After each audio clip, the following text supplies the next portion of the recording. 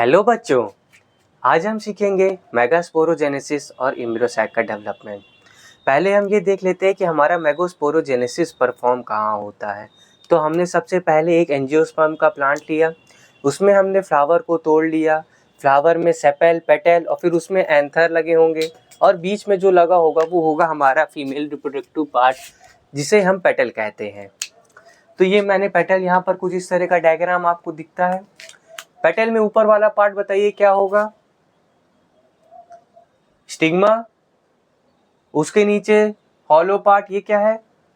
Style. उसके नीचे क्या है? फूला हुआ पार्ट, ओवरी। ये सब बात हो चुकी थी। ओवरी में हमारा ओवेरियन कैविटी होता है, ये ओवेरियन कैविटी है। इससे प्लेसेंटा है, प्लेसेंटा से अटैच हमारा ओव्यूल होता है।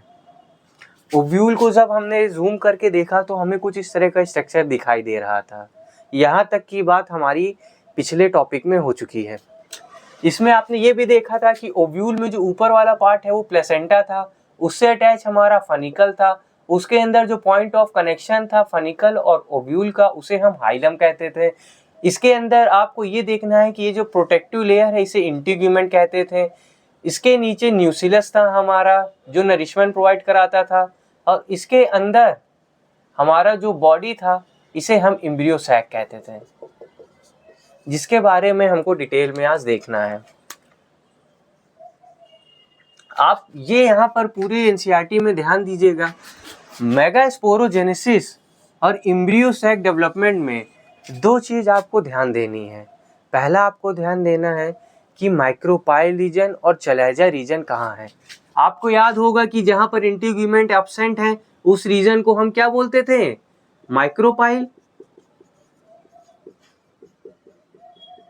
और ये प्लेसेंटा के पास रहता था, ये एनोट्रोपस ओव्यूल जो एनसीईआरटी में हमारा उसके बारे में है। ये हमारा माइक्रोपाइल रीजन था। इसके नीचे जो फूला हुआ पोर्शन था वो कौन सा रीजन था? चैलेंजा।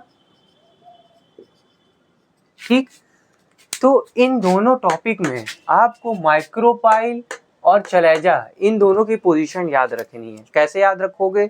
एक लाइन मेरी सुनो ध्यान से, ध्यान दो इधर। माइक्रोपाइल, सारा काम ओव्यूल का माइक्रोपाइल के पास होता है। फीमेल में सारा काम ओव्यूल में माइक्रोपाइल के पास होता है। ठीक, ये लाइन ऊपर लिख लेना कहीं, अभी दिखाते हैं, हर जगह यही इस्तेमाल होगा। आइए सीखते हैं आज हम अपना पहला टॉपिक मेगास्पोरोजेनेसिस। ये सब क्विक रिव्यू में था, चाहे तो नोट करना है तो नोट कर लो जल्दी। एनसीईआरटी में लाइन लिखी है, the process of formation of megaspore from megaspore mother cell is called megasporogenesis. आइए इस लाइन को सीखते हैं। हमने देखा था कि हमारा फीमेल में ओव्यूल के अंदर ये हमारा जो अंदर का पार्ट है इंटीग्यूमेंट के अंदर, उसे न्यूसिलस कहते हैं। तो हम यहाँ पर देखिए, आप इनिशियल स्टेज में बात कर रहे हैं, यानी जब एम्ब्रियोसैक का डेवलपमेंट शुरू हुआ था। ये मैंने छोटी छोटी सेल्स काले कलर की जो बनाई है वो हमारी न्यूसिलस की सेल है। पहले मुझे ये बताइए, एंजियोस्पर्म में जो प्लांट होता है मोस्टली उसकी प्लॉइडी क्या होती है? डिप्लॉइड होती है। तो उसमें से जो फूल बना है डिप्लॉइड बॉडी से माइटोसिस करके, तो फ्लावर कैसा होगा?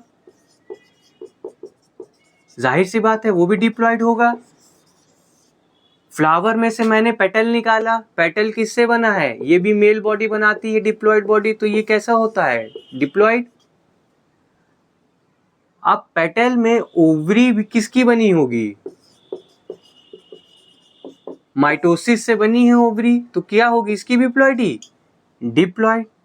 अब ओवरी में जितनी भी सेल्स हैं सारी इनिशियल स्टेज में जो माइटोसिस से बनी, उन सब की प्लॉइडी क्या होगी?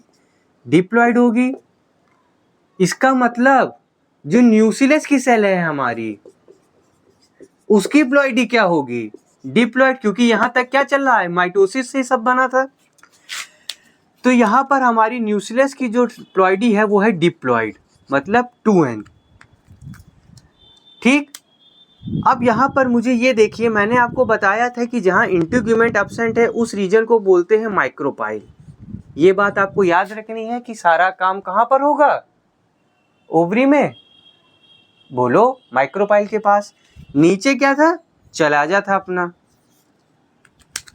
ठीक, अब जो न्यूक्लियस की डिप्लॉयड 2n सेल्स हैं खूब सारी, उनमें से क्या होता है, माइक्रोपाइल रीजन के पास कोई एक सेल फूल के बड़ी हो जाती है। माइक्रोपाइल के पास फूल के बड़ी हो गई, डेंस साइटोप्लाज्म, इसका न्यूक्लियस होगा, साइटोप्लाज्म खूब सारा होगा, डेंस होगा, भरा भरा रहता है साइटोप्लाज्म, एकदम खच्चा खच्ची, और बाकी सब सेल्स तो वैसे ही रहेंगी। एक सेल केवल बड़ी होगी, ये बात याद रखना। ठीक, इन सब का न्यूक्लियस भी बना देते हैं भैया।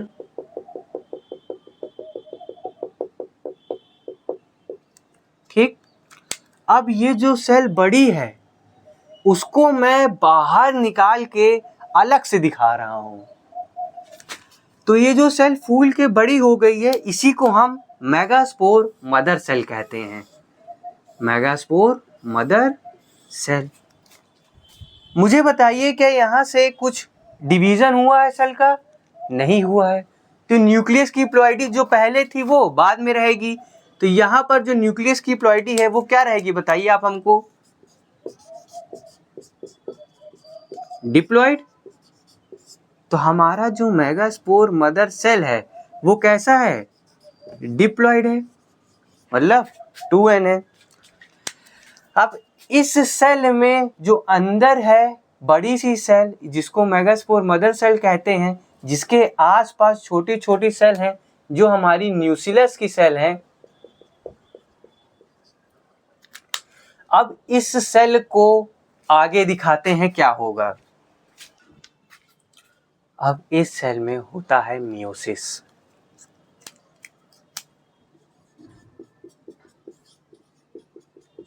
मियोसिस में दो होता है, meiosis first, meiosis second.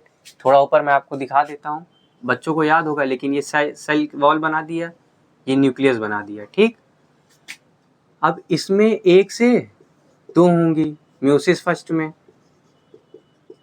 Meiosis second में दो से कितनी हो जाएंगी? 4 हो जाएंगी।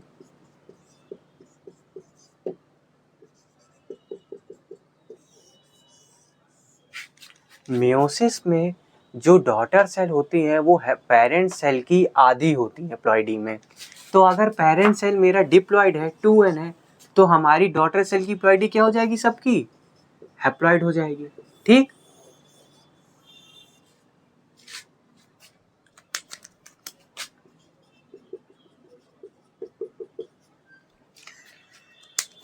अब इस सेल का मियोसिस स्टार्ट करता हूं मैं।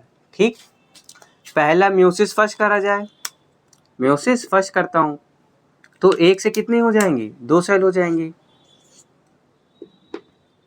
फिर मियोसिस सेकंड करेंगे तो 2 से कितनी हो जाएंगी? 4 हो जाएंगी।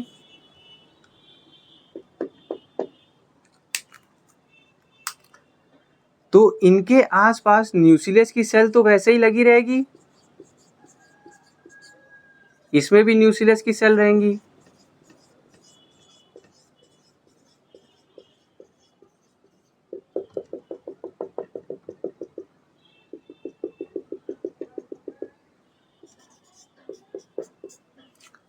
मियोसिस करने के बाद प्लॉइडी क्या हो जाती है? आधी हो जाती है। पेरेंट की प्लॉइडी क्या थी हमारी? 2n थी, तो डॉटर की प्लॉइडी क्या हो जाएगी? n हो जाएगी। जब 2 सेल होती हैं तो इसके लिए डाई टर्म इस्तेमाल होता है। तो इस कंडीशन को, इस तरह के जब सेल रिप्रेजेंट करती है तो उसे मेगास्पोर डायड कहते हैं। जब 4 होती हैं तो 4 के लिए टर्म इस्तेमाल होता है टेट्रा। ठीक, तो यहां पर 4 सेल है तो इसको बोलते हैं मेगास्पोर टेट्राड। ठीक, सबकी प्लॉइडी क्या होगी? हैप्लॉइड। मियोसिस से बन रहा है, डायग्राम बना। मेगास्पोरोजेनेसिस हमारा हो गया है। डिफिनेशन एक बार फिर से देख लेते हैं। The process of formation of megaspore, जिसकी प्लॉइडी क्या थी मेगास्पोर की? Haploid. From megaspore mother cell, किसकी प्लॉइडी क्या थी? Diploid. Is called megasporogenesis. Megaspore mother cell से मेगास्पोर का बनना ही मेगास्पोरोजेनेसिस कहलाता है। मतलब यहाँ तक जो कंडीशन आई है, यहाँ से उसे मेगास्पोरोजेनेसिस कहते हैं। अब बच्चे सोच रहे होंगे कि ये कहीं मैं भूल ना जाऊं, तो टर्म देखिए आप, क्या लिखा है, जेनेसिस टर्म कहीं भी इस्तेमाल हो, इसका मतलब होता है फॉर्मेशन, बनना कोई चीज का। मेगास्पोर तो मेगास्पोर ही रहेगा, नाम ही है। तो मेगास्पोर का बनना क्या कहलाता है, मेगास्पोरो जेनेसिस। किससे बनता है, आपको याद है म्यूसिस से बनता है। तो म्यूसिस से बनने वाली प्लॉइडी डॉटर की क्या हो जाती है, हैप्लॉइड हो जाती है। इस तरह आपको ये चीज याद रहेगी। ठीक, डिफिनीशन अगर नहीं लिखा था तो नोट कर लीजिए। अब हम बढ़ते हैं अपने अगले स्टेप की ओर, जो कि है हमारा एम्ब्रियो सैक का डेवलपमेंट। तो वहाँ पर हम यहाँ पर जो डायग्राम बनाया था मैंने, यहाँ पर आपको याद होगा, उसको मैंने यहाँ पर बना दिया है। इसे हम मेगास्पोर टेट्राड कहते थे, क्योंकि 1 2 3 4 सेल हैं। सबकी प्लॉइडी क्या थी, इसमें हैप्लॉइड थी, क्योंकि म्यूसिस से बना हुआ था। अब मेगास्पोर टेट्राड में ये जो 4 सेल हैं, इनमें से कोई भी 3 सेल डीजेनरेट हो जाती है, यानी मर जाती है, और केवल एक सेल जिंदा रहती है। मान लिया मैंने ऊपर की 3 सेल मार दी, मानी ऊपर की 3 सेल डीजेनरेट कर दी, तो डीजेनरेट वाली सेल मैंने ऐसे ऐसे करके दिखाई है, डीजेनरेट सेल है ये सब। केवल एक सेल जो नीचे थी उसको मैं केवल रख रहा हूं, और वो केवल एक सेल 4 में से, उसे बोलते हैं फंक्शनल मेगास्पोर।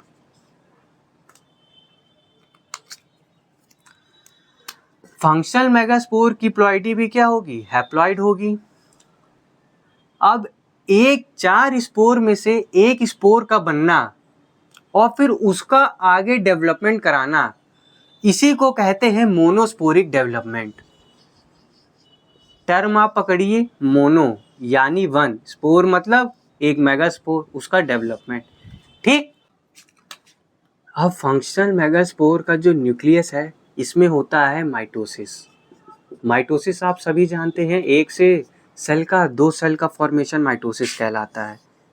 अगर पेरेंट बॉडी हैप्लॉइड है तो डॉटर बॉडी भी कैसी होंगी, हैप्लॉइड होंगी। यहाँ पर एक न्यूक्लियस से 2 न्यूक्लियस बनता है, तो इसे 2 न्यूक्लिएट स्टेज कहते हैं।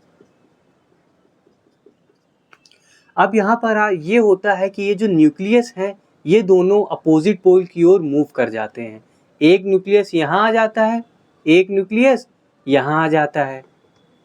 अब इस 2 न्यूक्लिएट कंडीशन में फिर माइटोसिस होता है।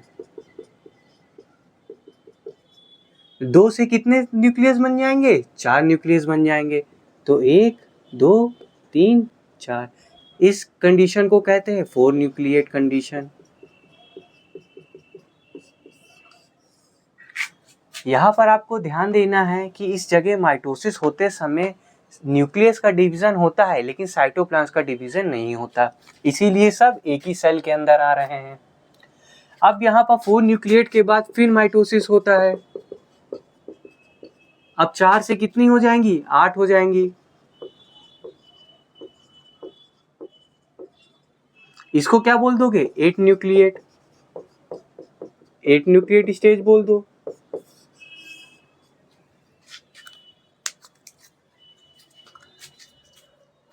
इसमें से 8 न्यूक्लिएट में से एक न्यूक्लियस नीचे बीच में आता है, इधर से नीचे वाले से एक न्यूक्लियस बीच में आता है, तो ये कुछ न्यूक्लियस इस तरह दिखता है फिर। ठीक, अब इसके बाद क्या होता है, अब यहाँ पर 8 न्यूक्लिएट के बाद सेल वॉल का बनना शुरू होता है। सेल वॉल हल्की हल्की बना दो, ये न्यूक्लियस है हमारे, बीच में 2 है, नीचे 3 है। ठीक, तो यहाँ पर सेल वॉल का फॉर्मेशन स्टार्ट हो जाता है। अब इसके बाद जो डायग्राम बनता है वो हमारा माइक्रोस्कोप से देखते समय डेवलप एम्ब्रियो सैक का जो स्ट्रक्चर होता है वो इस तरह रहता है। इधर देखिए,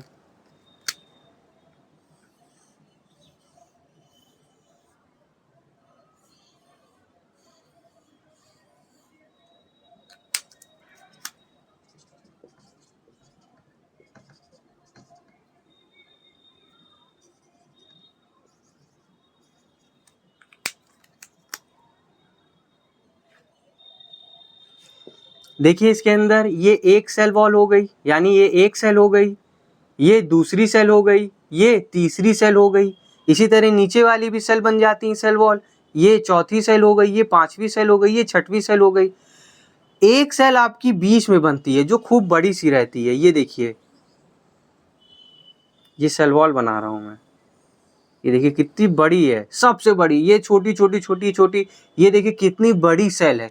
इसीलिए इसका नाम रख दिया जाता है सेंट्रल सेल, बीच में है और सबसे बड़ी है। इसमें जो न्यूक्लियस होते हैं दो होते हैं, सब में एक एक एक, एक सेल में एक न्यूक्लियस। यहाँ कितने न्यूक्लियस है? दो न्यूक्लियस हैं। इन्हें बोलते हैं पोलर न्यूक्लियाई।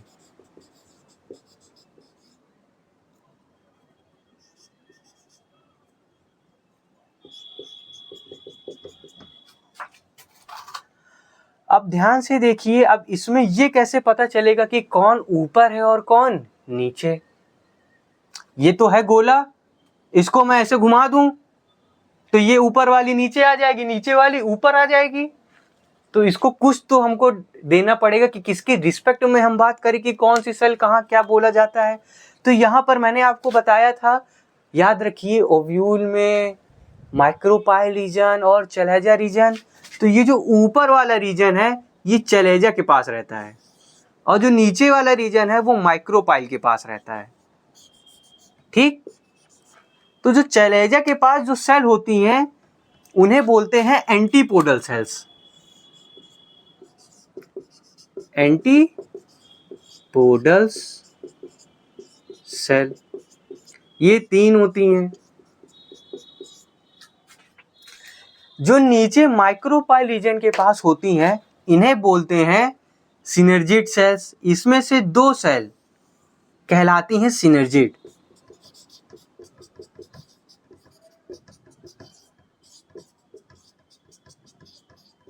और इसमें से एक सेल कहलाती है एग।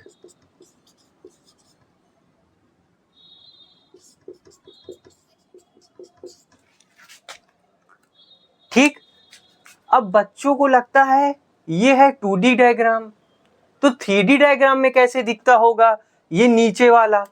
तो इधर देखिए, ये तीन मार्कर मैं लेके आया हूं, देखिए दो ब्लैक हैं एक ब्लू है। तो ये कुछ इस तरह का स्ट्रक्चर बनाती हैं। पीछे से देखिए, ये एक दो तीन, अगर मैं इसको ऐसे कर दूं तो पीछे वाला सेल तो छुप जाएगा, आगे की दो सेल केवल दिखेंगी। देखिए आगे की जो दो सेल हैं वो मैंने सिनर्जिड बता दी, दो सेम सेल जो थी। जो पीछे की सेल है देखिए वो अलग कलर से है, ब्लू कलर की है, उसे मैं बोल दे रहा हूं एग। ठीक, अब इसको ऐसे यहां पर ये रिप्रेजेंट है तीन सेल। इसी तरह ये तीन सेल ऊपर है, बस अंतर क्या है, ये तीनों सेल सेम है।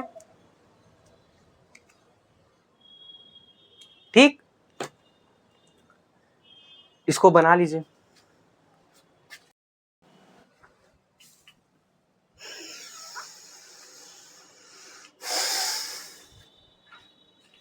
फंक्शनल मेगास्पोर हमारा डेवलप होके कुछ इस तरह दिख रहा था।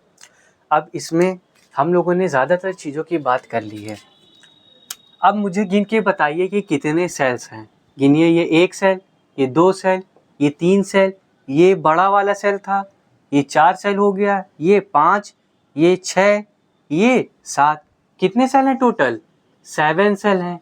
अब न्यूक्लियस गिनिए, ब्लू कलर के जो डॉट है न्यूक्लियस हैं। 1 2 3 4 5 6 7 8। कितने न्यूक्लियस हैं? 8 न्यूक्लियस। इसीलिए इस स्टेज को, इस डायग्राम को 7 सेल 8 न्यूक्लियस कहते हैं।